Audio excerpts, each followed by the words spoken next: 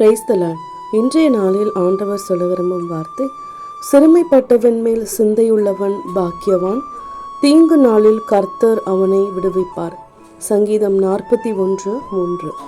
அன்பான தேவனுடைய பிள்ளைகளே, அனுதினமும் நாம் கடந்து போகிற வழியில், நம்முடன் வேலை செய்கிற இடத்துல நமக்கு கீழாய் வேலை செய்கிறவங்க நிறைய பேர் இருப்பாங்க, கஷ்டப்படுறவங்க நிறைய பேர் இருப்பாங்க.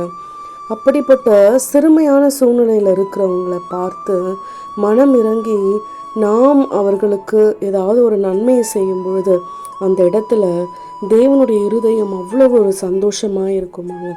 அதை தான் ஆண்டவர் வேதத்தில் அநேக நேரம் உறுதிப்படுத்திகிட்டே இருப்பார்.